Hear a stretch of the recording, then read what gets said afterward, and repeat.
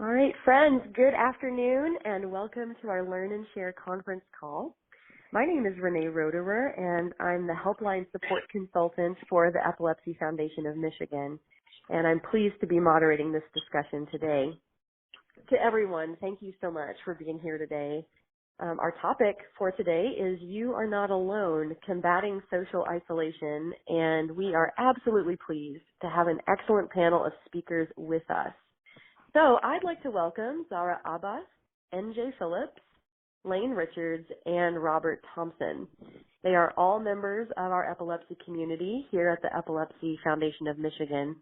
And I would like to take a moment as we begin to invite each one of them to briefly introduce themselves.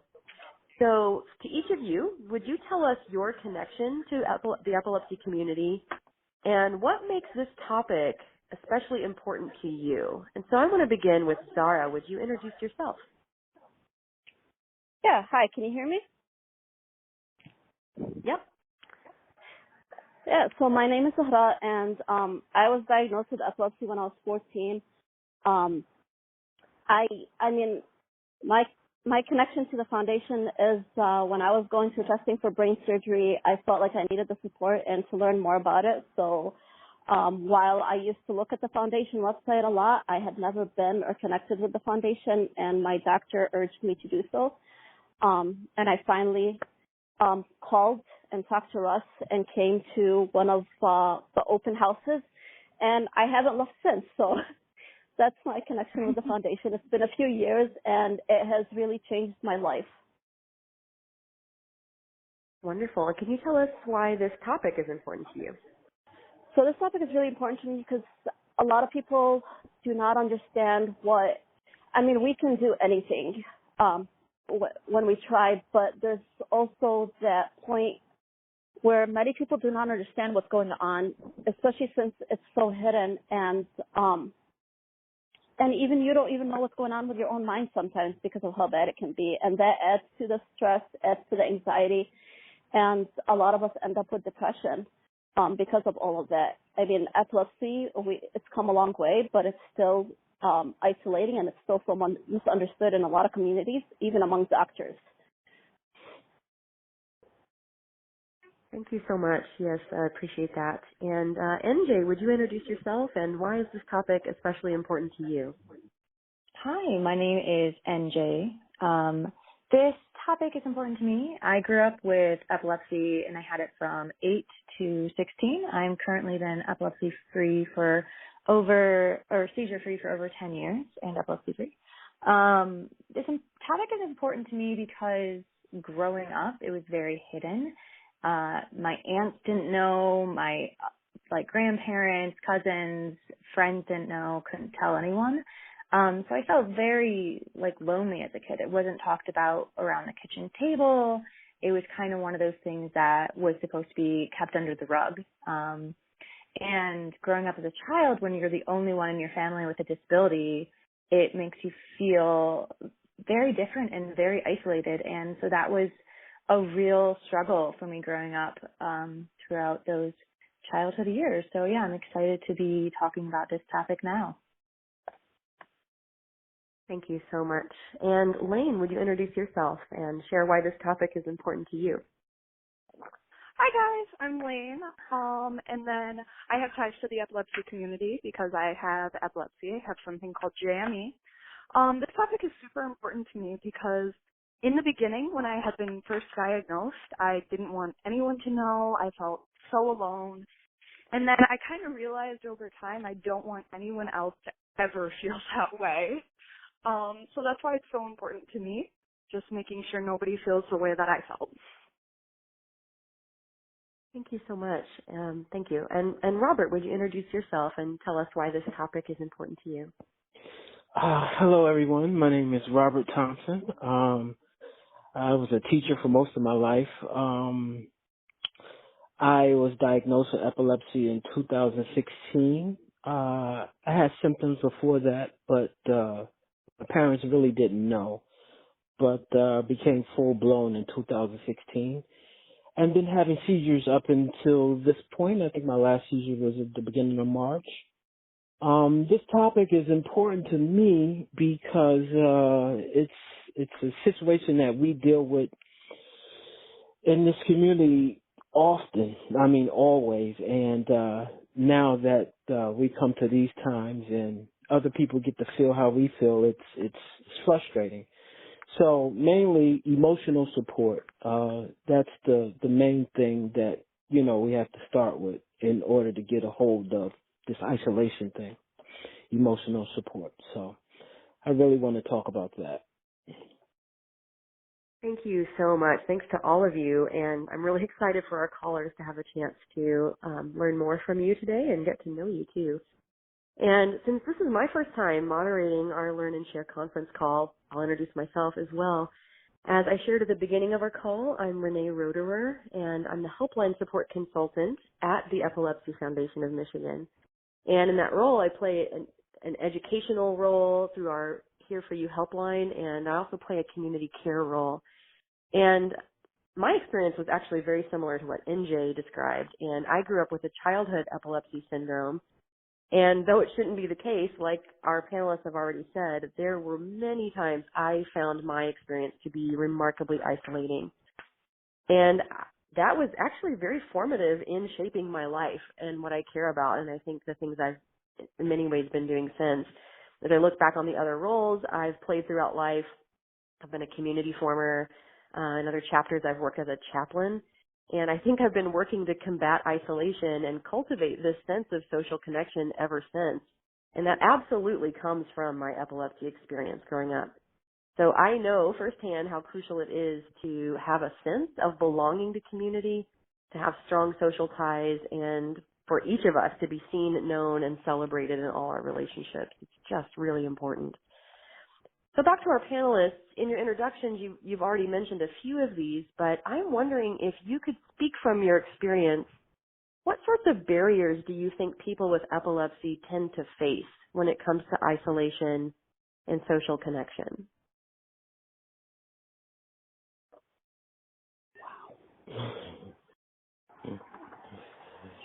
Well, for me at least, I always felt really alone, like people would never understand, especially because epilepsy is such a stigmatized condition. People see it as a joke sometimes, and for me at least, I don't know if it's the same for most people, but I was just so embarrassed, and I felt the only way to not be embarrassed was to kind of hide myself away and let nobody know, ever. Over time, I have outgrown that, which is good. But I'd say that's like the biggest barrier, just the embarrassment knowing that there's a huge stigma tied to epilepsy.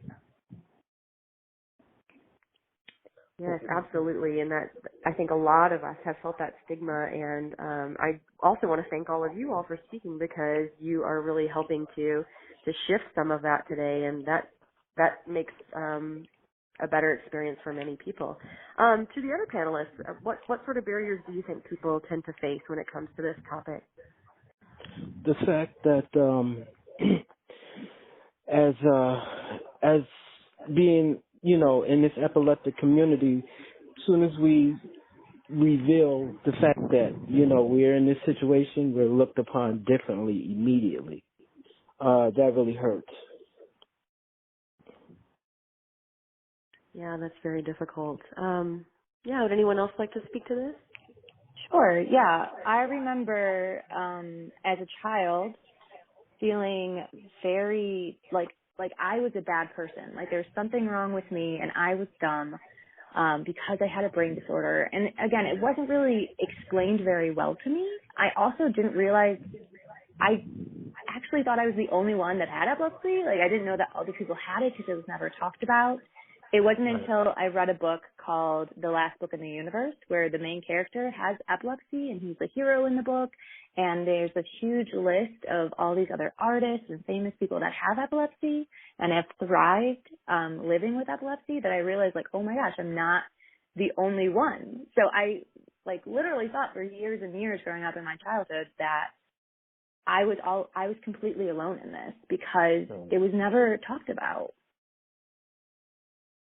Yeah, thank you for that. I had the exact same experience. And I think it is remarkable when we do public education efforts to be able to say 1 in 26 people will have an epilepsy diagnosis at some point in their lives. That's about 4% of the population. So this is much more prevalent than some people think. And when we are able to speak openly about this and also live as ourselves and have a sense of pride too to be a part of this community, that changes things a lot. Zara, do you have anything you'd like to add here? Yeah, I mean, I had a different view of it just because I was always interested in neurology even before I was diagnosed with epilepsy, and I had a family member who had seizures from a traumatic brain injury. So when I was first diagnosed, it was stressful. There was a lot of things that I had to readjust at the same time, and even at times, like after brain surgery, there was things that had become difficult, and I had to like kind of relearn how to do them. But it was always interesting just because this was a topic that I loved. So I would chat with my doctors about like a lot of the medical things and not just what's going on because I found it so interesting. Yeah, thank you. I think another big barrier for people with epilepsy, or at least some people in our community, is losing the ability to drive. And I think for a lot of people that can lead to being more homebound than you want, or at least at times. So I'm wondering if any of you have had that experience, and are there ways that you try to overcome some of the challenges of that?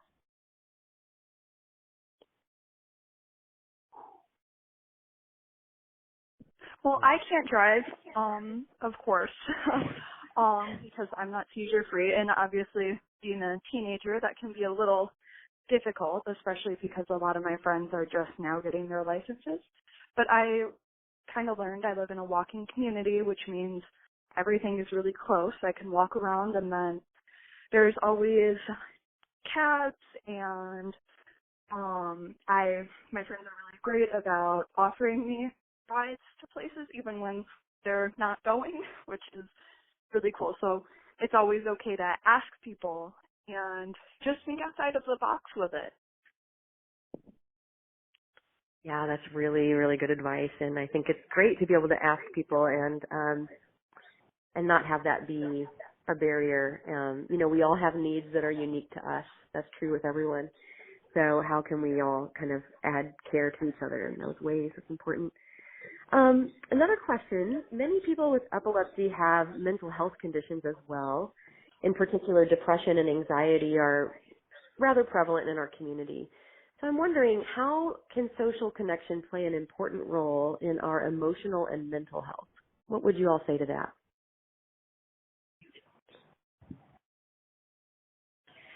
Yeah, so the topic of depression and anxiety is one that's really important to me just because epilepsy itself is isolating. Even when you have the support, there's still that isolation that you feel.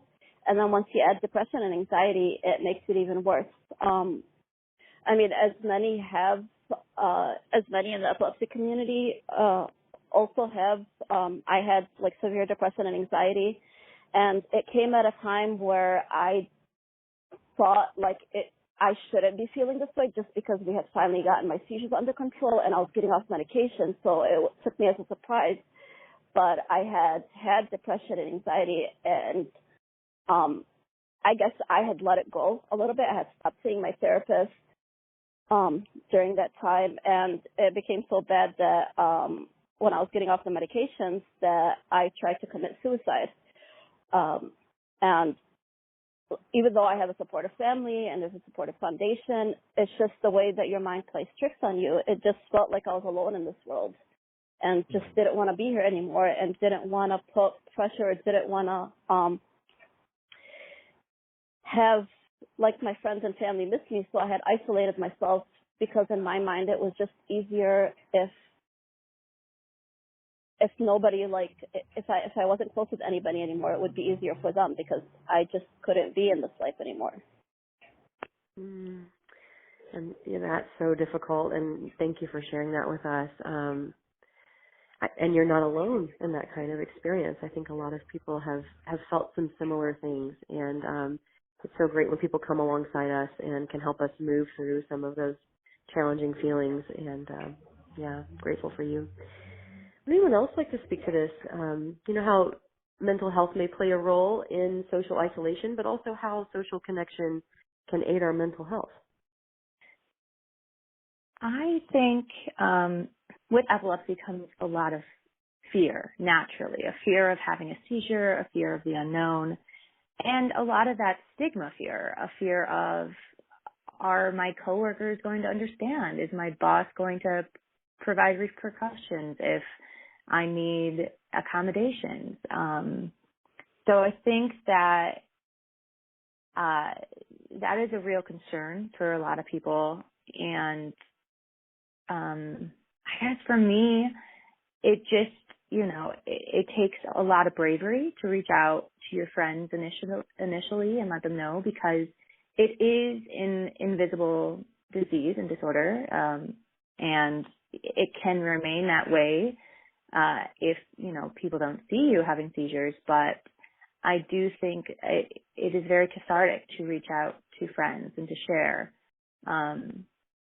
and to break down those barriers in terms of expectations of what people think of what somebody would look like who is a person living with epilepsy. Right. Thank you so much for that. Yeah. Anyone else like to speak to this question about mental health? Well, this is Robert. I agree with what she just said. It's a huge fight, and I'm still going through it. And I can speak to it, but really can't speak to it because of the fight that I'm having inside. But for me, meds have played a big part into trying to help shape my depression. So I agree. Yeah, thank you. I will say too, go ahead, please. Sorry. There is one point in my life where a friend literally did save me, and it is a very humbling experience to know that, another human cared about you and cared about your life. So I think there's no shame in reaching out and accepting that help. Right. Yeah, I think that's really, really important, and I so appreciate you mentioning that.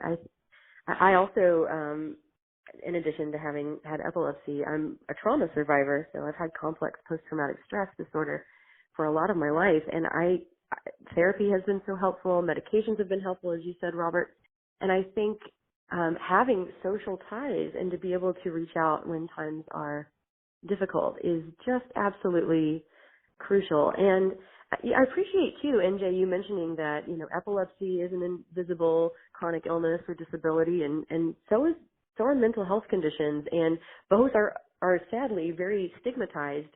Each are stigmatized, and so when you're dealing with both, that can be difficult. And I think about like that stigma that's floating around culturally is ableism. And sometimes we can turn that inward. I mean, I've heard people talk already on our call about shame or about, feeling afraid or unworthy in some way, embarrassed.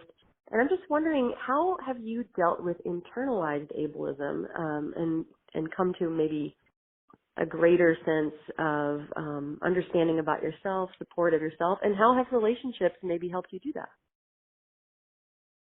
So I took a really great class in college about the psychology of disability, and I loved it. I loved learning about the history and different movements and just how, doctor appointments at a very young age can shape your understanding of what is, like, how people should touch you, different things like that. So for me, that, like, actually learning about it and not just going inward into myself, but hearing the stories of other people and listening to different studies that have been done was really useful for me.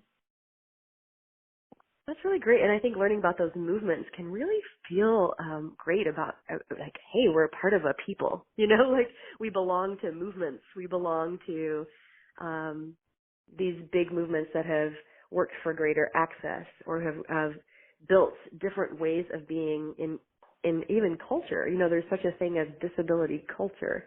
And having that sense of pride of identity, I think, is really important and can be very helpful in that internalized ableism. Has anyone else experienced anything like that before?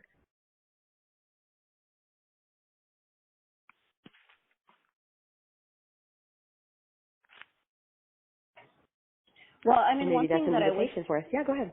Mm-hmm. yeah, one thing that I wish a lot of people knew is, I mean, most people that, and this is a problem with like medical professionals as well, is that if you are not having a tonic-clonic seizure, then they either think you're faking it or that it's not a seizure. There has become a lot more awareness about this, but even in hospitals, when I've had seizures in front of doctors, they're like, that's not a seizure. I think that's one thing that more people need to be aware of is the different types of seizures and how they can affect you. Yeah, I appreciate you bringing that up. That's a really good point. And when you feel, sort of invalidated, that can add to more of a sense of isolation too. That's really an important point. So we've already talked about a lot of the challenges that are faced in isolation in connection to epilepsy, but I'm wondering, can you think of a time when people accommodated your epilepsy well and made you feel included in community? What was that like, and what did that mean to you? Can I, it's Robert again. I have to go back to the first time that I came in likes with the Epilepsy Foundation, and I was just back in 2016 when I spoke to Russ, and I think this is like speaking to what you were just like talking about. That's when I became a part of something, when I, got with the Epilepsy Foundation. I felt a sense of community, and that was the first time for me. And I think we were just mentioning this, I felt a part of something, and as time went on, I felt like it was a greater cause. It was a movement. Especially, having epilepsy and then being in denial at the the fact that I had it. So it was great to be in a community that accepted what I was about. I don't know if that answers your question. But that was the first time I felt a sense of I'm here and I'm appreciated, and as far as the world, I felt a little isolated from them. So right now, again, I see how it is to be in isolation for them. Yeah, thank you. I think that's a great answer to that question, and I am hoping that as a foundation we are providing that for people and in being connected to us as an organization, but also connecting people to people, because we get to have that experience of like, oh my gosh, I'm not the only one. Right. That's really transformative. Yeah, absolutely. Does anyone else have an experience where you really felt like your epilepsy was accommodated and you were accepted fully as all that you are and that all that you need? And what was that like? What does that mean to you?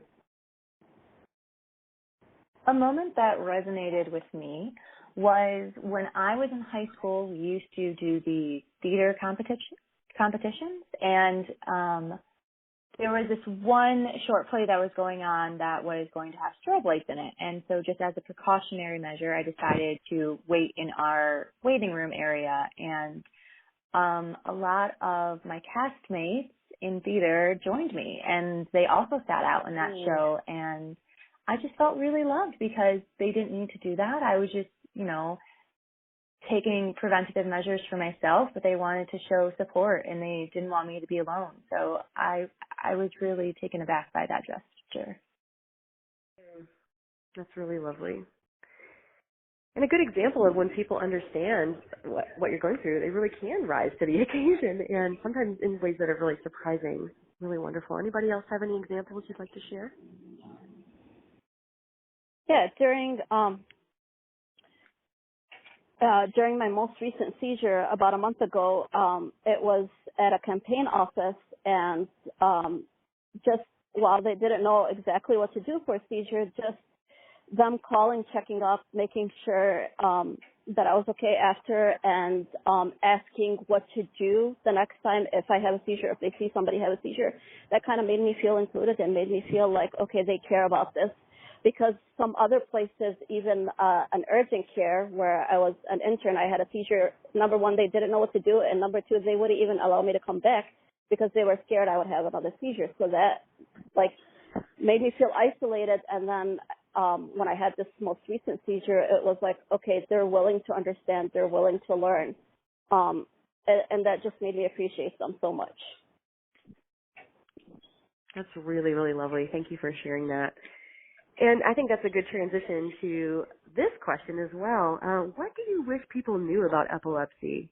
And how could greater public awareness and understanding lead to better outcomes in social connection for people with epilepsy? What do you wish people knew?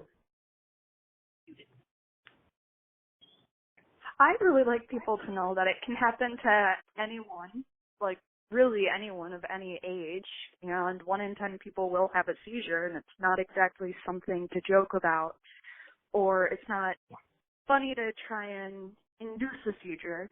Like, relatively recently, there was something going around where you would send people that you know you have epilepsy flashing lights, which was some big internet joke. I don't know if it's happened to anyone on the call, but it happened to quite a few of my friends. I got lucky. It didn't happen to me.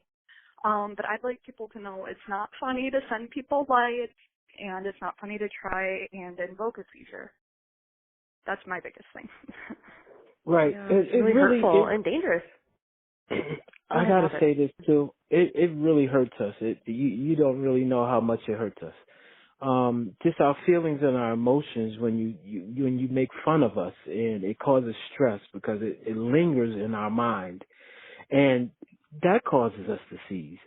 So a lot of people don't understand that, when they make jokes, when they talk about it lightly, when they make fun, it's hitting us hard. It's really because you don't want to go through what we go through, as far as like just shaking, just being seized, just seizing. It's just, and that's the part that people don't understand. Our feelings and emotions really count. I also agree. Absolutely. I will say, just to reiterate on the point, epilepsy doesn't have one phase. I've been told many a times by people who I tell that I had childhood epilepsy, they're so surprised. They're like, oh, how could you have had it? You're so normal. And as if, epilepsy looks one way. It doesn't. Like, right. Anyone can have it. And it doesn't, I don't know. I think people have some odd expectations of what you will be like or how it will impact you maybe cognitively. And I get really frustrated when people make those remarks to me. Yeah, and there's times where people are talking to you normally, and then once you tell them you have epilepsy, they change their tone, or they start talking in a different way, as if, like, oh, now even though we were talking to you normally, now that we know you have epilepsy, maybe we need to either dumb it down a bit or change the way we talk. So I think that's something that I know many of us have dealt with. I think too. Yeah, please go ahead. I'm sorry. It's recognizing that it is ableism. I think some people don't really want to recognize that people with disabilities face any discrimination, or especially people with invisible disabilities, because it can't be seen. Therefore, no one would know to make fun or hurt you. But it is real, and, minimizing that impact that it has on us is in turn ableism itself. So to say, from what I'm hearing, it sounds like that, I'm sad for COVID-19, but it sounds like they are getting, a little bit of taste of what we feel, to be honest. Not that I want that. Yeah, no, I think that's absolutely right. And I'm hoping that leads to some greater empathy and understanding too. Absolutely. What sort of misconceptions do you think there are about epilepsy? And if those were changed, do you think that could lead to some better social outcomes for people? Wow. That's a great question. That is a real phenomenal question. And I can't answer that, but I would love to know the feeling behind it. I would just say to not be frightened of the person. I know that having a seizure is scary, and you obviously want people to be safe, but to not be frightened of the person once somebody discloses that they have epilepsy. To not change your demeanor or relationship with them because of it. One thing for me is if every time I zone out a little bit or like lose my spot in the conversation, don't ask me if I just had a seizure. It's silly, but it drives me crazy. That'd be a big thing for me. It just helps feel more normal. Like everybody loses their spot sometimes. It's how it is. It's not always a seizure. Every once in a while it is, but that's a big thing for me. Well, a big thing for me is that when I don't reveal the fact that I have epilepsy, people look at me and think I can do the world, and I'm an Incredible Hulk or something, and and then I have to face reality, and I know I can't do certain things as far as cognitive, as far as like physically, and it's speaking, it's presentation, communication, it suffers. So to say that when I don't reveal it, it can be bad, and when I do reveal it, it can be bad. So it's like it's hard. It's hard because you got to walk this tight rope. And so I just want to let you know from my experience that it could go either way on both sides. Yeah, that's an important thing to bring up, and I think something a lot of people struggle with. Things I wish people knew. I wish folks knew how to do seizure first aid, so that in those moments when people do have seizures, of course it can be concerning and frightening, especially if you've never seen that. But if you know what to do, it's a little less fear-inducing, and of course it keeps people safe. And I'm thinking about Kurt Eichenwald wrote this excellent book called A Mind Unraveled, and talked about his experience living with epilepsy. It's a memoir, and he actually had, as Lane said earlier, one of those experiences where somebody sent him flashing lights in a tweet, and, my goodness, it triggered a seizure for him. Just how cool that is. But I also remember in that book, one of his friends, it was a roommate, just talking about, gosh, if everybody knew seizure first aid, it would utterly change the lives of people with epilepsy, because they would feel like they didn't need to hide as much. And that would, of course, increase better social outcomes and access to community for people. So that's one thing. I think I also wish people knew that not all seizures look the same. There are 40 plus different kinds of seizures people can have, and typically folks only know about what they see on the movies, which tend to be those generalized tonic-clonic seizures, sometimes called grand mal seizures. But there are so many different kinds of seizures, and learning how to recognize those and to let this be a part of a normal life. Of course, it's disruptive and can be very concerning, but again, as Lane said, 1 in 10 people will have a seizure in their lifetime. 1 in 26 are going to have this diagnosis in their lifetime. And to just let this be a part of community care. Those are some things I wish people knew. Anything else you'd like to add? Just to add on your point of the media, I wish that they would stop having seizures in horror movies as a trope, as something to be afraid of. That is not cool.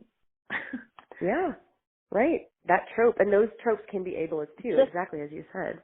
Yeah. Yeah, just the jokes. Some people, because they don't understand epilepsy or because they don't know anybody that has a seizure, they will make fun of it or make light of it, make it into a joke. That's a big thing that a lot of people do. And sometimes, I mean, I ignore most of it, or I try to educate the people who are willing to get educated. It used to hurt me a lot in the beginning, but now I'm like, okay, if they're not, I just educate them. If they're not willing to learn, then just leave it. I just disconnect from some of those people because of their actions. Yeah, thank you. Transitioning a little bit, this is a little back to something Robert said a while ago. We are now in the wake of COVID-19, and people across our nation and the world are practicing social distancing, quarantine, and shelter-at-home orders. This is a huge adjustment for everyone, and it has disrupted a lot of daily life. And most people have never been this homebound before. So I often think that the epilepsy community and larger disability communities can actually be role models here, because folks have been doing this for a while, and, you know, that is a challenge, but of course there are ways people have tips to increase social connection, and perhaps people could learn from us. I know at the Epilepsy Foundation of Michigan, we have members in our community across the whole state, so we've actually had a lot of practice of thinking about how to build community across distance. So I'm wondering, how do you think people in our nation can learn from the expertise of our community when it comes to being adaptive and creative in building social connection? How might people learn from us?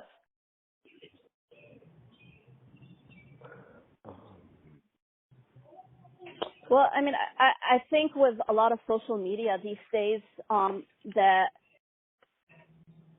even though it is isolating, especially for the people that are living alone, you still can find that sort of connection with people and talk to people. So I think while social media can get out of hand and it can be irritating at times, it also helps, especially in times like this.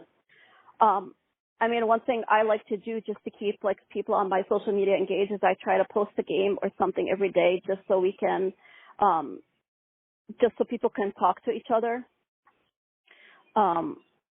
Also, like, yes, it does help to be on social media, but do not overdo it and spend so much time because it will stress you out.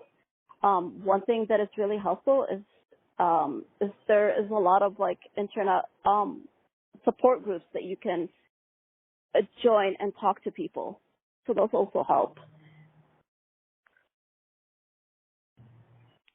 Yeah, thanks. Anyone else? What can people maybe learn from our community? How to be more supportive, any way possible. And how to be creative in their time. Because I know I had to learn different things, you know, being a part of the epilepsy community. How to meditate, how to breathe, how to, you know, follow my schedule, especially with my meds, especially with my eating. So those are different things, but just be supportive to anyone you can. That's how I see it. That's good. Yeah, I definitely want to agree with that sentiment. I think keeping a routine is really important, especially for people who may be experiencing like anxiety for the first time or who do live with mental health issues. I think routine is key. I will also add one thing that we're really good at is, as he said, being supportive of one another. And that includes not discriminating against people that have had COVID-19 or do have it. So I think there is a lot of fear around it. And obviously you don't want to have that spread, but eventually there will be a vaccine. And we shouldn't discriminate against people that have gone through this, or any discrimination of any kind, obviously.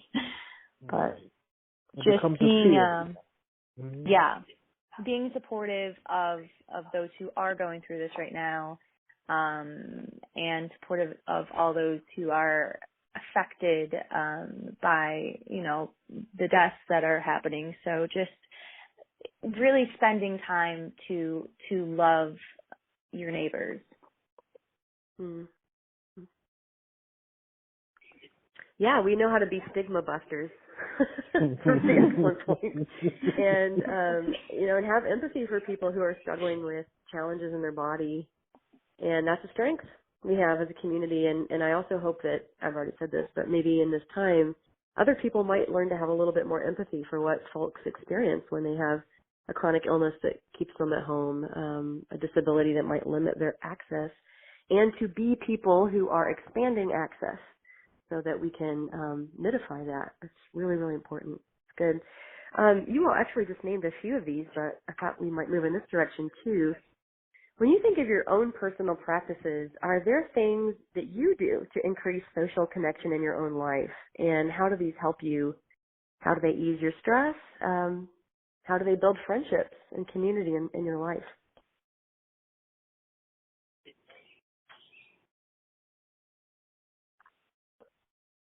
So I had gone through this big identity shift after growing up with living with epilepsy to all of a sudden being seizure free and no longer having epilepsy. And so it was really hard because it was in my teen years, and you're kind of trying to form your identity anyway in that time. So the thing that I had done, because I felt like I never had a community in the disability world because I felt isolated and was encouraged to not share, mostly because of, love for my parents, because they were afraid how other people would react to me having epilepsy. But what I had done starting in college and continuing to this day is reach out to people who had disabilities and just listen to them. We would grab tea. They would share their experiences, their frustrations, how doctors responded to them. And it could be anything from, I had one friend who I met in Chicago. She has bipolar disorder.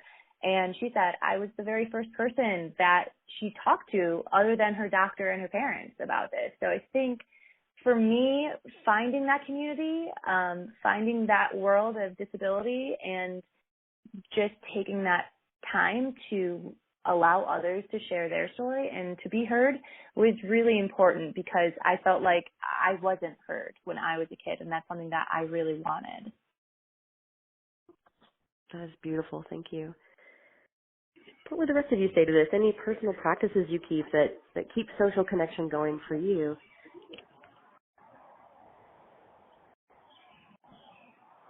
Well, for me, especially after finding other people with epilepsy, my family can prove this too. I talk on the phone a lot with these people, and it's nice, like a lot. It's always nice to just kind of open up and spit it all out, like with all of my, I call them my epilepsy friends, they understand like medication changes a lot more than my friends that don't have to deal with this. So it's always seeking others out and being able to just talk about it, because we understand. That's always been a big thing that's helped me. That's great. Thanks. Anyone else want to add personal practices you keep?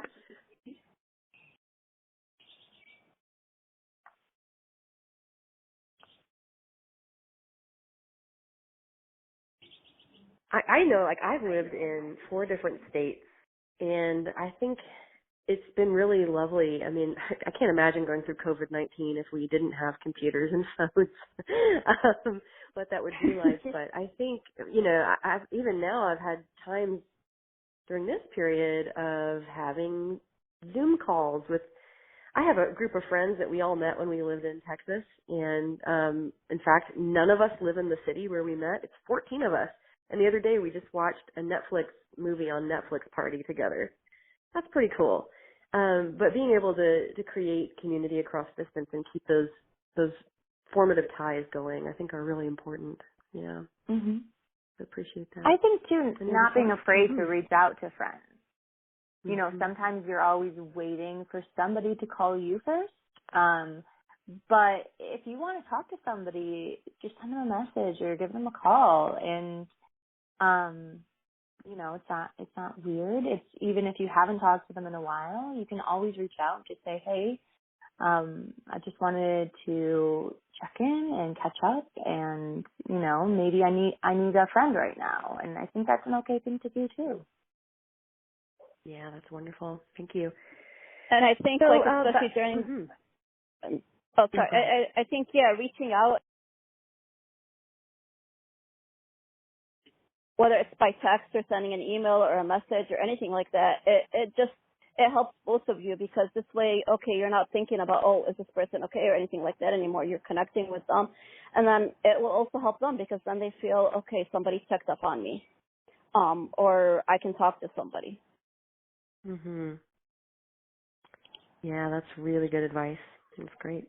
And I think we should remember, too, people who are a little more isolated right now for a variety of reasons. And, sometimes when that creates a sense of loneliness or sadness, and we can be even a little less motivated to reach out. So sometimes it's helpful when we have the energy to reach out to those people and to take the first step on that. So I think that's really, really great. Each This year, is the epilepsy... Sorry. Oh, please, sorry. go ahead. I just wanted to jump in just because I know that several of our panelists volunteer, and I wondered if anyone could share how volunteering has been helpful in building your social network. That's a great question. Yeah. Any thoughts on that? Volunteering has definitely helped me a lot, just meeting people, Like I said, I talk to all of my friends on the phone a lot, and I meet all of them from these volunteer opportunities. Yeah, and volunteering will help you build a connection with people. It will give you a support group. Like you guys, there's always going to be you're going to find something in common with somebody else, especially in these groups, and you build on that connection. And like one of my best friends right now, we started volunteering for a campaign for somebody that was running, and we've been inseparable since then, even though if it wasn't for the campaign, I don't think we would have ever met. So just building on those connections and staying friends with people, finding your similarities instead of just focusing on what makes you different, to help build that relationship and make it stronger, and just checking up on the people that you know. So I started volunteering with the Epilepsy Foundation, I think around 3 years ago at the summer stroll. And I had a plan later that year to put on a Painting with a Twist fundraiser for the Epilepsy Foundation, but I knew I needed help in this endeavor. So I was told to meet with a woman named Angie, and she is actually one of the board members of the foundation, and she's just such an energetic, motivated, caring mother, and we were able to work together and create this Painting with a Twist fundraiser in our town of Rochester Hills. And we made over $500 in that one night, and it was just so great to meet somebody else who was in this world, and to not feel like I had to do an event by myself. I love that. I also want to add, this is Renee speaking, that thanks to NJ's volunteering with the foundation, she's the one who introduced me to the Epilepsy Foundation of Michigan, and now I am doing work along this staff. And yay! Yeah, so that's a big connection there. And here I am now moderating this conversation with NJ and these others. Yay. It's just a joy, so it's great. Speaking of our foundation, every year we choose a challenge of the year. And with this challenge, we try to move the needle a bit to provide positive impacts for people with epilepsy. And this year, actually in the fall, our staff gathered and we chose, as our challenge of the year, combating isolation. And we already knew that that would be significant for our Epilepsy Foundation, but we had no idea how relevant that would be to 2020. We did not see this coronavirus coming at all. And as you all think about the challenge of the year, I'm curious, what sorts of things do you think we could do as a foundation to combat isolation and build a deeper sense of community with folks?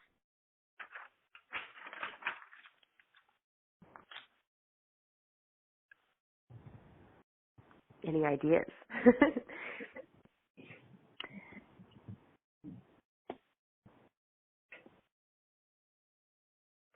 Also say folks on our call may have some ideas here in a little bit too, and we would always love to hear from you as well. Well, I know you have your call and connect that you're currently doing, and anyone across the whole state can join and chat in. So if you're not currently a part of that, feel free to join. Definitely, there's a lot of resources on the Epilepsy Foundation website. That's, the first place when somebody tells me that they're living with epilepsy or they're living with any kind of condition, I say go to the website. Like, whether most conditions or disorders have, their own Michigan version of that website and connect with those people. I don't know what more you guys could do as a foundation currently. Maybe having an option of like that FaceTime option. I know sometimes people really like seeing people's faces over, just hearing them on the phone, because it gives a little bit more of that human connection. So maybe doing a Zoom later on could be helpful for some people. Yeah, thank you. Yeah, we're considering a lot of things just because we're now suddenly in this other world too, and so how do we keep building this? And thank you so much for mentioning Call and Connect. That was something I wanted to also do. For everyone who's on our line or people who may be listening to this call after the fact, we have something called Call and Connect every Thursday at 1 p.m. for adults with epilepsy. And for the first hour, we spend time. It's like a support group. It's very fluid. People can bring to it whatever questions or things they would like to share. And it's just a way to connect with each other. So we'll talk about epilepsy or things that are going on in our lives for the first hour. And then we have a half hour where we just hang out socially. It's a great way to meet other people with epilepsy and have that experience of knowing, oh my gosh, I'm not the only one. It's very transformative. Likewise, on Mondays, we have a call and connect for spouses of people with epilepsy, and that is on Mondays at noon. And the dial-in number you used today to call into this Learn and Share conversation is the exact same conference ID. So we welcome you to that anytime. And I'll say the spouse call is pretty new, and we've got a great community forming there. The group for adults with epilepsy on Thursdays has been thriving, and we have folks who have participated in that for years. So they've gotten to know each other, and it's really very special. So thank you for mentioning that. If folks have other ideas, we want to hear them. So just let us know. And as we get ready to transition to a time of Q&A, I'd like to close with something we don't often do socially, and I mean for this to be greater than each of us just tooting our own horn, so to speak, but something deeper. It's about belonging to this community and having a sense of community pride. So I would like to ask all of you to take a moment and celebrate something about yourself as a member of the epilepsy community. And then how would you encourage members of our community to celebrate who they are and how they belong? So, yeah, that's a good question. Celebrate something about yourself as a member of this community, and how might other people do the same? This time I think I'd like to start with Robert. Okay. Well, emotionally and physically, I go back to that. I celebrate that because emotionally I came a long way since being a part of this community. And I celebrate that especially because when emotions are down, stress sets in, vulnerability, you name it. And how would I encourage other members? By just keep striving. Wow, this is tough for me. Be supportive of everyone else. I go back to that again. Yeah, I'm that's kind of great. lost right now. No, that's okay. And, this is a process, too. I think the part of the reason I asked this question is to move us from that internalized ableism or that shame, that stigma toward celebrating who we are, what we've learned and how we've grown and how we also belong to this community. So that's always a process. Lane, how about you? How would you answer that question? That's a tricky one. So I'd say the epilepsy community has just kind of helped me grow, like being a part of it. For example, public speaking. I used to be petrified of it, and now I'm helping with calls like this, which is, I really think is so exciting. It's awesome, yeah. So I'd encourage people to just kind of get out of their shells and test new waters, because in the beginning it's of course going to be really scary, but over time you're going to be able to try new things, and it's so exciting every time. So I guess that's the best answer I can give. That was a great question, answer. a really That's good wonderful. question, Renee. Yeah. NJ, how would you answer that? I would actually have two responses. One is having epilepsy at a young age really made me be very empathetic very early on, knowing that I had something invisible. It showed me that other people could have invisible disabilities and I not even know it. So I'm really grateful for that empathy. And then also I think it drove me to want to work with people with disabilities and go into the profession that I'm going into of occupational therapy and that drive to help others. So I think those are some things I'd like to celebrate within myself. Love that. Thank you. And Sarah, how about you? Yeah, so I mean, I think my whole life was changed just because of becoming an advocate and speaking up about this. I mean, I grew up wanting to be a neuropsychologist, and I still love that field, still love neurology, all of those things, but just becoming involved with the foundation, involved with like the cannabis community, helped me see that there was a lot of things that I was interested in, and it helped shift to what I'm hoping to be right now, which is to work in public health and public policy, because I found that interesting in helping shape like new laws or helping people build organizations and things like that. I found a passion in that, and it also helps me at the same time being able to help people in this way and connect people. Thank you all for sharing that. I think that's a question that can maybe keep living with us and living with our community, because there's no doubt there are aspects to epilepsy that are remarkably challenging, physically, mentally, also socially. We've talked about many of those, but there are so many reasons to be proud of who we are, and also to be proud of, you know, being connected to one another and supporting each other. And so I encourage all of you. I celebrate all of you, and I absolutely want to thank all four of you for being panelists today, because you have shared such wisdom from your experience and given us ideas and encouragement, and we are so, so deeply grateful for you. So in just a moment, we're going to have a chance for folks on the line to ask our panelists questions. And yeah, do you have a question for everyone, or perhaps even someone specific who may have spoken today? Feel free to do that. And a reminder, when you ask, when you're not asking a question, if you would please keep your line muted if you're able to. That way we won't have background noise while we're speaking. So now I'm going to ask Russ to unmute everyone. And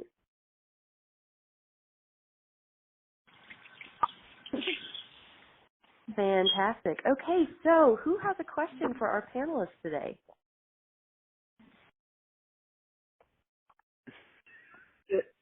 This is Sheila, and I just wanted to know from Renee Rotary, what is epilepsy syndrome?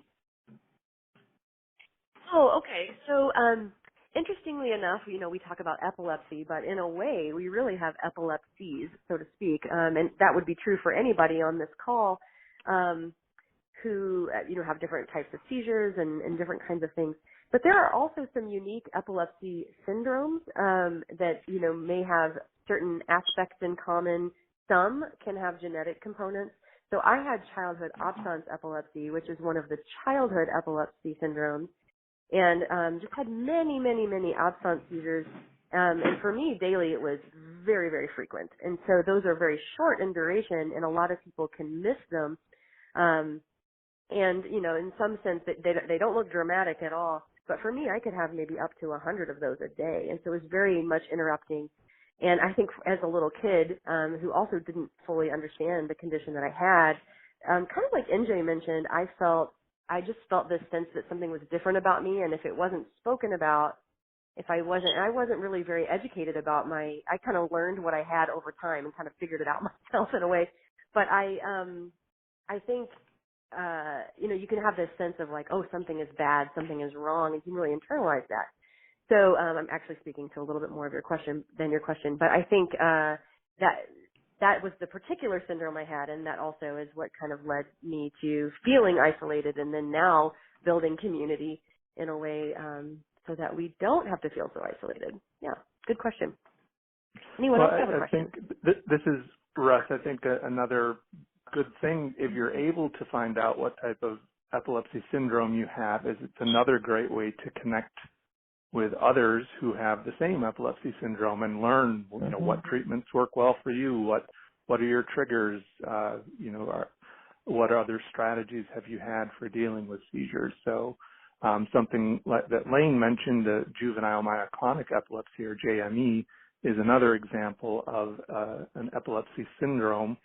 And there's very unique aspects to that syndrome, one of the biggest ones being that it is very prone to seizure triggers like sleep deprivation and sometimes flashing lights and things like that. So again, knowing your epilepsy syndrome can help you better manage your epilepsy and also connect with others who have that same epilepsy syndrome. Does anyone else any other panelists want to add to that?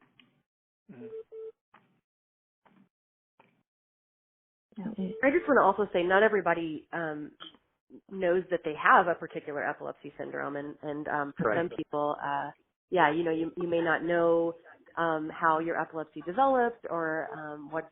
For many people, they don't know what the cause is, or even where it's originating in the brain. Although sometimes we can figure out those kinds of things. But that was a really good point Russ made. Anybody else have any thoughts on that?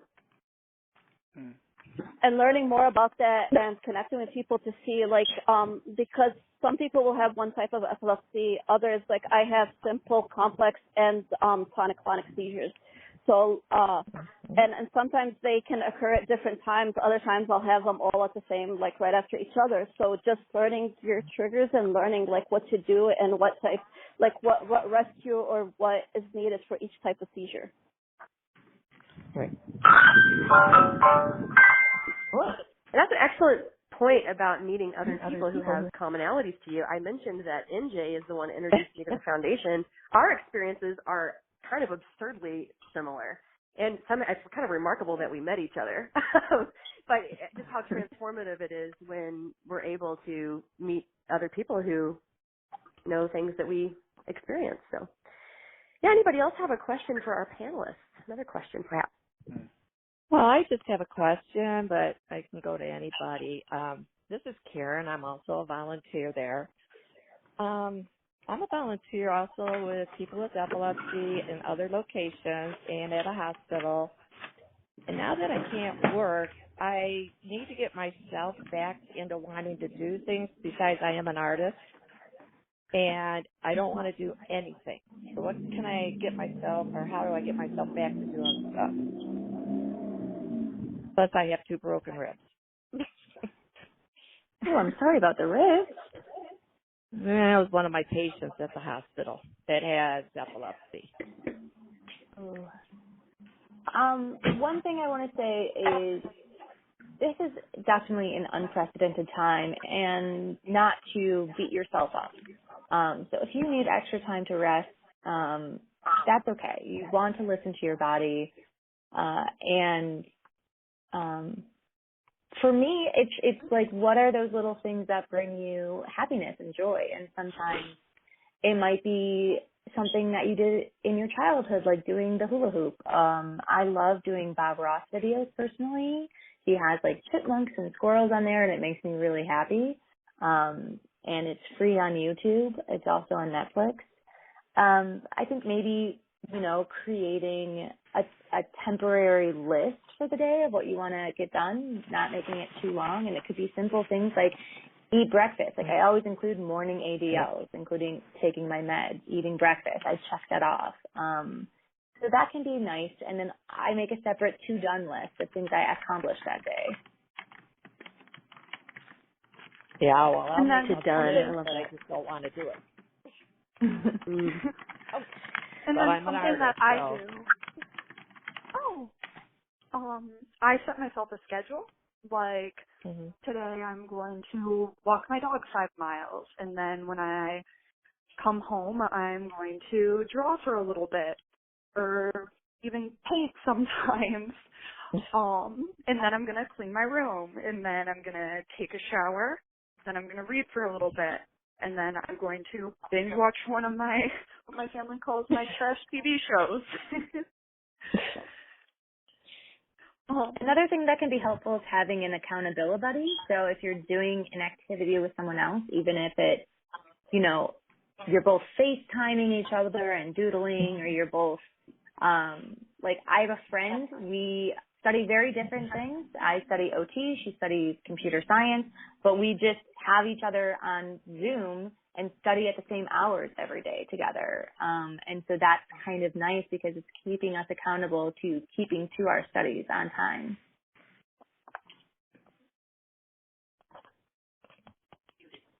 Really good thoughts. And I also heard in the question, feeling a lack of motivation. And I just want to say, too, to everyone on this call, if that's something you're experiencing, maybe finding some tips to kind of deal with that, but also be really gentle with yourself, because that may have been going on for a good while. That can even be, for some people, a symptom of depression.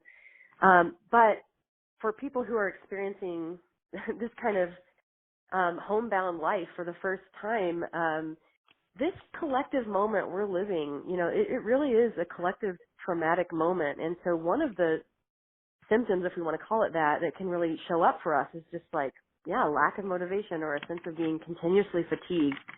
And so I want to normalize that because of what we're living too. And so a lot of folks might be experiencing that lack of motivation. But I think the tips that were added here were really, really good. And so be gentle with ourselves. This might be a time when we're less productive. And by the way, that's okay. But to find ways to do things we enjoy is wonderful. So really good tips. And that could be something like making yourself a cup of tea. It doesn't have to be grandiose, like paint the side wall or something. It can be just like, today I'm going to make myself a tea, and I'm going to really enjoy that tea. Oh, I love that. Well, no, later today I just writing things down. That have epilepsy, and I'm teaching them some art right now. So. Oh, wow. Love that. That's great. Cool that you're doing that. Yeah. I love that NJ said a to-done list. I just love that term, too. But so often we focus on what we didn't get done.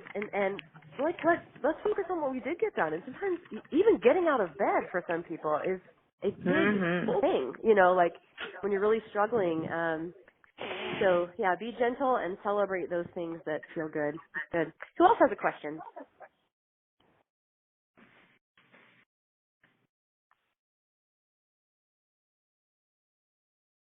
What happened? What was that? Or does anyone else have any thoughts, too, in connection to what folks said earlier? Question, or maybe something that resonated with you that people said today? I have a question. Has anyone ever had to deal with any kind of work issues, how to educate your employer? I actually have. Yes. So I babysit, so it's not like a huge working at a movie theater type thing. But I always have to let the parents know before I tell the kids. I always say sometimes I get sick. But that's always a big thing. I always tell the parents a couple times after I come, because it's really rare for me to have a seizure during the day. Typically it's right when I wake up or when I'm falling asleep. That's really common with JME, juvenile myoclonic epilepsy. And sometimes it's caused problems, like they reach out less. But I always tell the parents of the kids that I work with. Okay. Anyone else on our panel? Yeah, if you know that you are going to be spending time at a place for a long time, for a while, just educating them, giving them a quick what to do in case you have a seizure. During my last seizure, I hadn't worried about that because I was almost a year seizure free. So when I did have the seizure, number one, pretty much everybody knows that I have epilepsy, but they didn't know what to do. So when I went back to the office, I just gave them a quick education. Like, hopefully this will never happen again, but if it does, this is what you guys should do. And this is how to deal with it, and this is what it looks like. This is, or what my other seizures could look like. Okay. Great. I'm in the health never field, had so they're a challenges. little bit more accommodating, I would say. So it's kind of hard. but yeah, Right. I can definitely understand there's a lot of stigma. Yeah.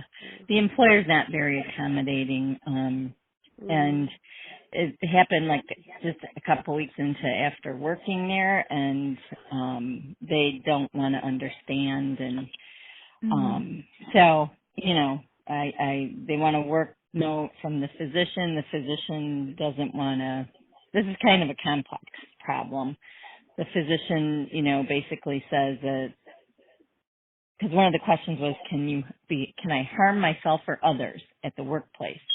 And the physician wants to answer yes, but really, if they understood, I wouldn't harm, and I don't have seizures all the time either. So, I don't know if anyone's had any experience with employers or anything like that.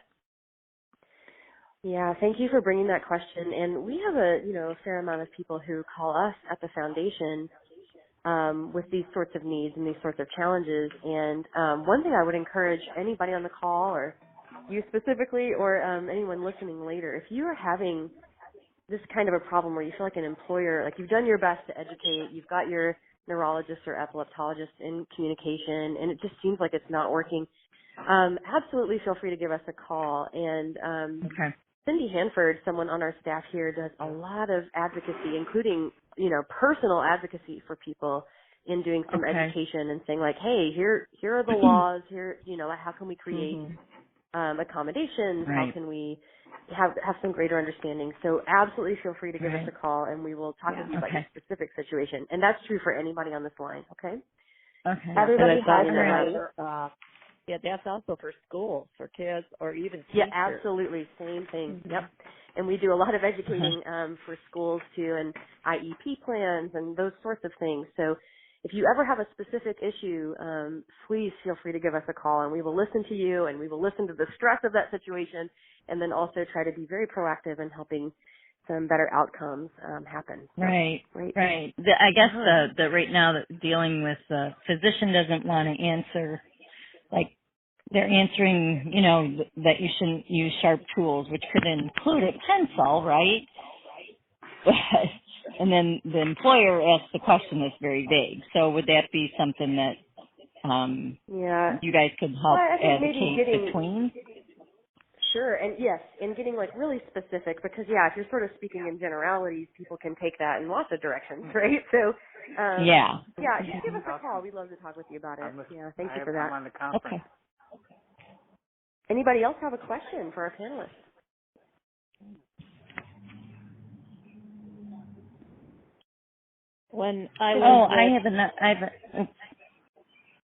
I do have another question. I've had a seizure when I've been running, and the EMS, somebody saw EMS gets called. And now I don't want to go out and run because I'm afraid. So any suggestions? I really don't know anybody where I live, and I've kind of just been keeping to myself because I can't drive. And any suggestions? Yeah, has anybody dealt with that seizure fear, or or made some ways of being proactive to do things you want to do, but maybe more safely? Yeah. Anybody have that experience? Yeah. Are you afraid because of you were in an emergency and they didn't know what to do, or are you just afraid that you might have one while you're running? Right, both, because I had a medical alert bracelet on, and nobody looked at it, and it wasn't until my parents got there that anybody would listen. So And then I do want to get back into exercising, but I'm afraid to. Yeah. Well, there are issues of the practicality, but also the anxiety, that you're feeling. So, for our panelists, what would you say to that? I would actually kind of look up meetup groups, or different, if there's like a running shoe store in your area. I'm not sure where you're at, but sometimes they have groups that do run together. I think, I don't know, I'm kind of a person that does like to be with other people when I'm exercising, so I don't know if it's like just that interest, but I think, looking into meetup groups might be an option, or even Facebook groups. Sometimes there's Facebook running group, and then you type in your city. Okay. That could be an option. Or maybe, do you have any friends that would know what to do and feel comfortable helping you in that situation? Because you could go out with even one friend if you kind of like running in smaller groups,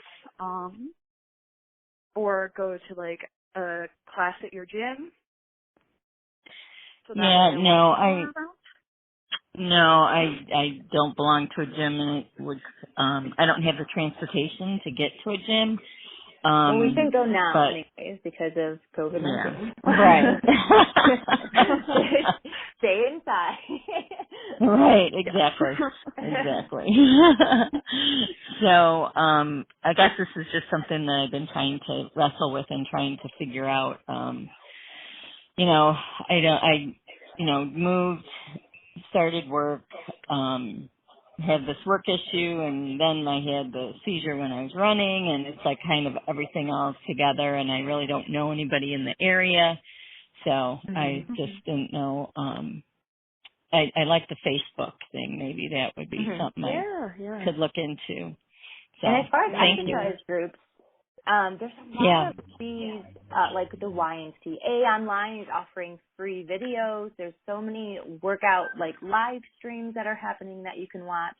Now, because of this COVID-19, in reaction to it, a lot of companies are offering free yoga or free Pilates online that you can do, and you can even do it live while they're, at a set time, if that's something where you felt more a part of that community. Right. So I think that's a nice option that is being offered these days. Okay. That's really good. Yeah, I think sorry. Go ahead. This is Russ. One other thing, just in terms of the an alternative to a medical alert bracelet, is there is something. If you have a smartphone, there are free apps you can get where you can set the screen lock or lock screen on your smartphone to have first aid information or emergency contacts or that type of thing. So some people, that might be another thing that someone could look at to see, and they press the button on the phone and it automatically comes up. Your background when your phone is locked has that information on it. So that's just another thing you could try. Yep. Okay. Very true. One thing I have on mine too is my blood type. Not that you would need it, but it's always, a benefit. Yeah. Very good. Very practical. Yeah. And I think also just what I might encourage people to do, and I know sometimes it feels kind of risky or a little scary, but to be courageous in connecting with people. And yes, there are times I understand, because you just actually brought up one where you feel like, oh my gosh, people might discriminate, things like that. That's a very valid feeling. But also, sometimes I think when we put ourselves out there and we say, this is what I need to participate, sometimes we can get pushback. But also sometimes people can really rise to that occasion, and to not feel like there can be some grief about these things shifting of like, well, shoot, I used to be able to run outside by myself all the time, and now this, again, valid feeling, feel it. But to also know, it's okay to be adaptive and to invite people into that process. And as I said earlier, everybody has needs that are unique to themselves. We're accommodating each other all the time. But for some reason, we've put weight onto some of them. Like, we don't think it's, stigmatizing to wear glasses, right? That's meeting a unique need, right? So why do we do this? Yep. And And so to just go ahead and be courageous, and it's okay to be who you are and to need what you need. And of course, And I you think do that too, with other people. Yeah. Definitely. And I think too, remember that you are not a burden. We are social creatures. Humans are meant to interact with one another and be with one another. And by you reaching out and you asking your neighbor to go on a run with you, or just saying hi, or inviting them over for chips and salsa, like, we all crave that connection. And so just remember your acts to reach out to one another, to let people know you might need help. That's not burdening them. Like, we all like being there for people and being able to help someone, and having friends, Yep. I am like raising the roof while you say that. It's just so true, because that's a fear that I think we have. I think all people who've kind of grown up in this Western culture are so afraid of having needs. I don't, it's just, there's something culturally, but we don't tend to feel that when people ask us what we, like, will you help me with this? But for some reason, we're so afraid to ask for help. And you are not a burden, like, 1,000%. That is absolutely true. So take that in today if you need to hear that. It's true. Anybody else have a question? Mm-hmm.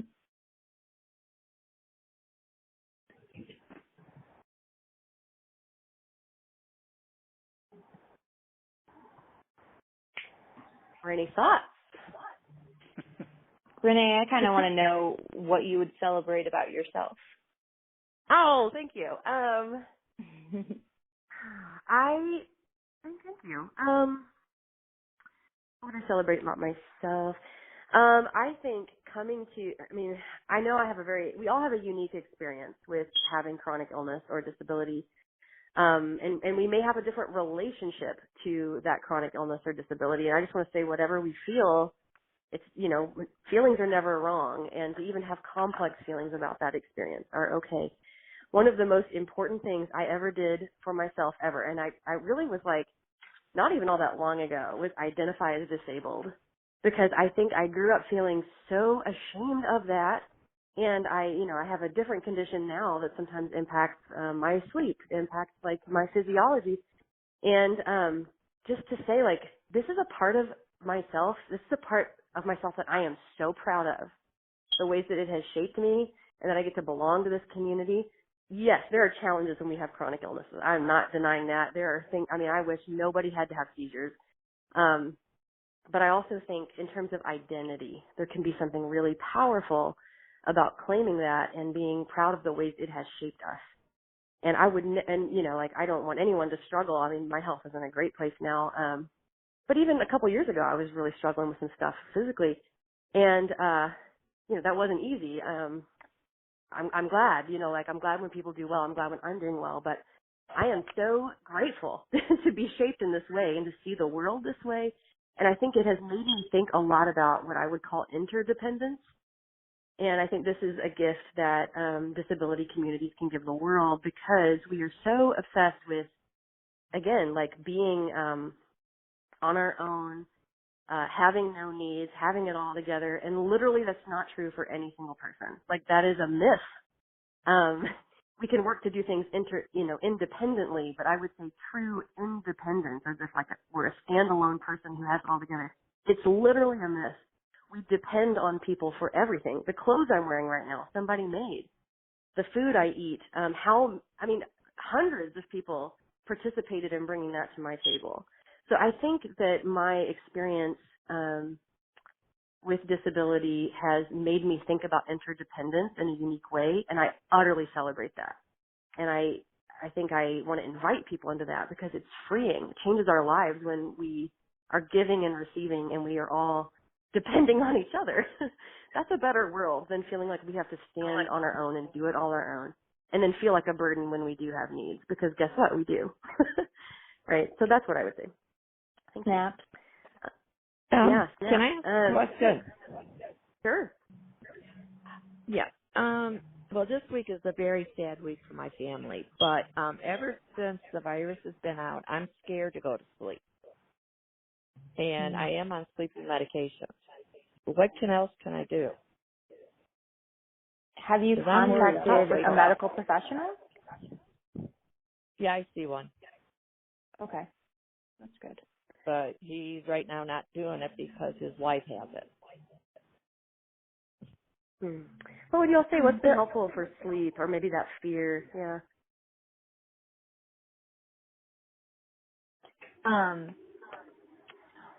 Well, just like reiterating, I do know some therapists are meeting over the phone or over. I go to one through U of M, and they have a patient portal.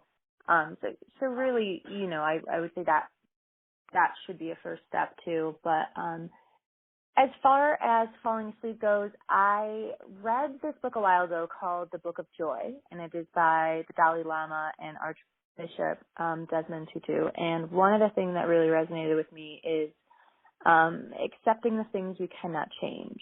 And it's just kind of this idea of radical acceptance. Like it is unfair and difficult and sad and all of these other things. And the best thing I can do as a helper is to stay in.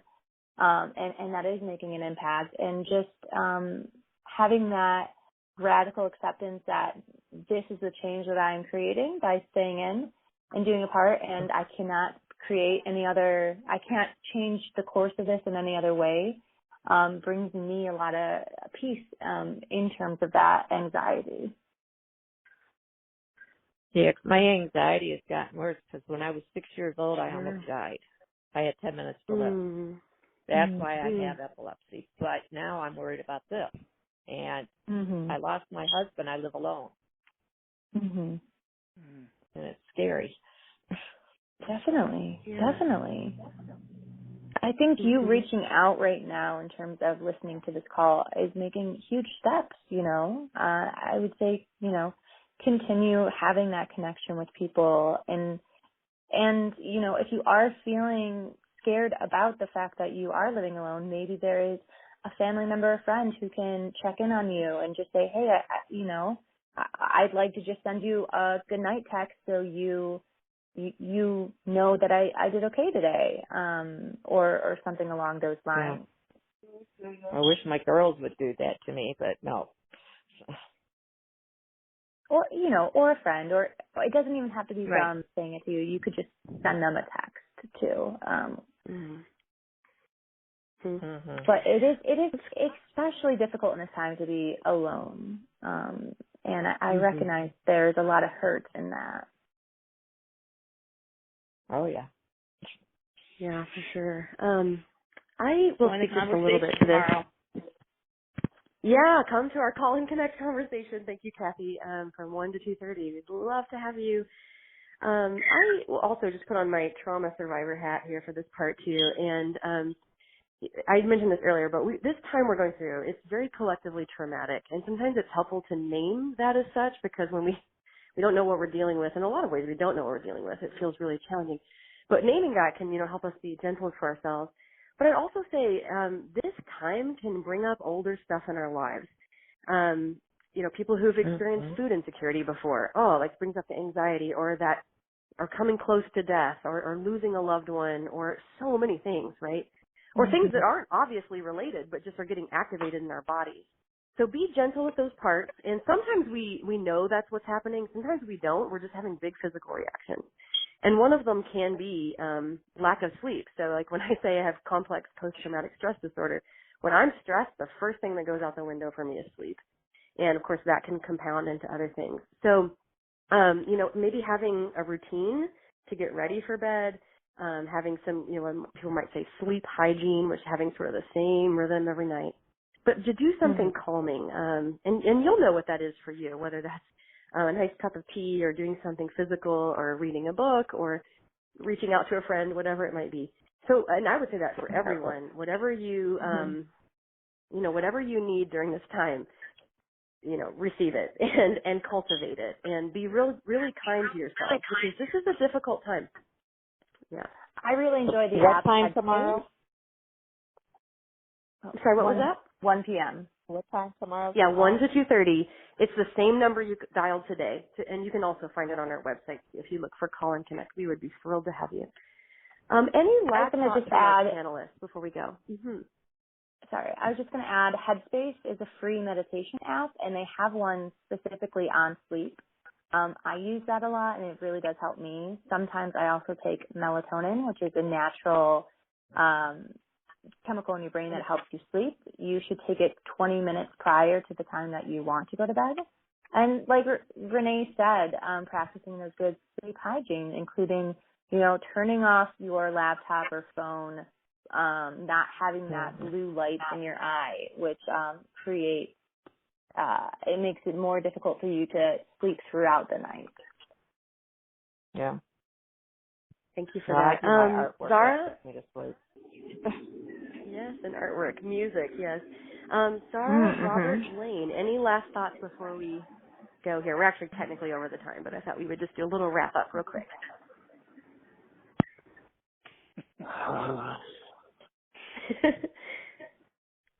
Anything you'd like to leave us with? I want to thank everyone who listened in and thank Renee for leading this discussion. Yes, thank you, Renee. Thank you so much, you guys. Thank you, Renee. No, and thank you all. Yeah, thank you. Thank you to share from your experience. Thanks. You too, Russ. Well, friends. Yeah, and Russ organized this. Russ organizes all our Learn and Share conversations, and they are amazing. And just so you know, they are on our website. Every one we've ever done and recorded. So there are so many different aspects to epilepsy we can learn about through those. Really encourage you to check them out. And Russ, does such a great job organizing those. Russ, do you know the date offhand for the next one so we can tell people that?